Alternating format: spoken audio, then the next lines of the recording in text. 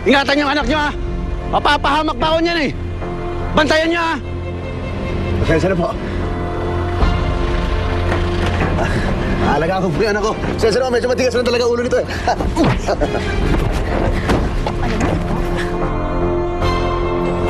Itiwan niyo nga kami. Walang kasi. Walang kamay. Sensei? Hi, Sensei. Enrico, bakit dinala mo sa kuta ko itong maglolang yan? Ha? Hay! Bakit? Ikaw, bata ka ba? Kung makatawag ka naman ng lola, alam mo, wala ka ring modo, no? Kasi nakikipagsabuatan ka dito sa mga kidnapper. Enrico, kinidnap mo ito? Well, I have to explain, no? Kasi itong batang to, itong si Hiro, anak to ni Frankie. Si Frankie yung babaluban ng coach ng Football Elites. Enrico, wala akong pakialam dyan sa mag-amang yan. Sabit na ito si Lola. Huwag ninyo kong idamay sa gulo ninyo. Okay, sige. Alis! Supi! Batche! Bachi-bachi ka dyan. Ano akala mo sa amin, aso?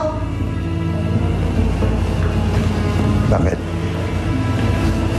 Gusto mo bang tumira dito sa highball ko? Enrico, alam mo naman kung gaano ka-importante sa akin si Tats. Wala akong pakialam dyan sa mag-amang yan, kasama na itong lola na ito. Alam mo ba makakatulong sa akin yung pagdadala mo dito, yung mga yan, nandito ngayon na pwede natin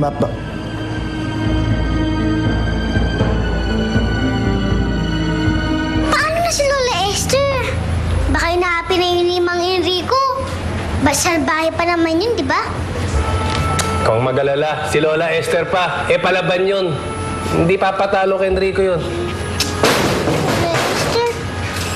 Oh, Parang Kikoy! Pare! Pare! Pare! Grabe naman, paring Sherwin, paring Tetang. Kala ko pa naman maganda reunion natin. Buo pa naman si Tads. Studs! Si Tads! Frankie, I'm really sorry. Hindi ko alam na aabot sa ganito ang lahat. Ito lang ang kasalanan ko, Lindet. Kayo ni Andy. Dapat sisihin dito si Enrico. Hayop na Enrico yan. Huwag lang niyan saktan ang anak ko. Frankie, hindi makakatulong kung ganyan ka mag-isip. Hindi ko na alam kung ano gagawin ko, Nani. Bakit ba nangyayari sa amin ito na anak ko? Alam ko, Frankie, alam ko.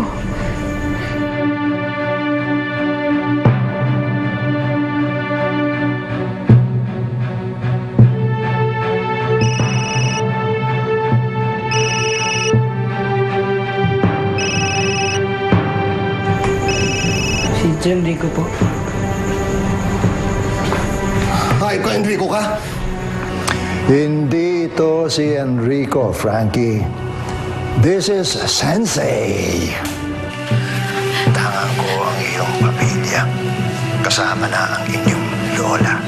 Frankie! Huwag kang maniwala sa kanya! Masamang tao yan! Ay! Lester? Sensei! Magkasabot ka ni Enrico? Huwag mo saktan ang anak ko. Wala siyang kasalanan sa'yo. Oo, si Hiro wala. Pero yung sapatos, si Tads, malaki ang atraso sa akin. Ngayon, gusto mong makita na buhay ang iyong pamilya? Listen. Bigay mo sa akin si Tads. Tads? Oo. Magkita tayo sa field. Huwag na huwag kang magkakamaling tumawag at magsabi sa pulis. Naintindihan mo ko. Para siguraduhin mong makita na buhay ang iyong pamilya. Follow my instructions.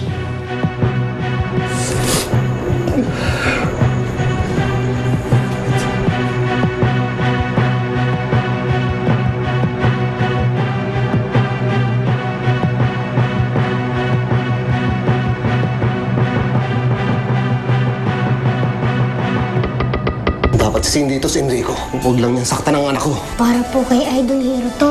Tsaka para makasama niyo na yung totoo niyong anak. Pahag na po kami ni Tess na ibigay niyo siya kay Sensei.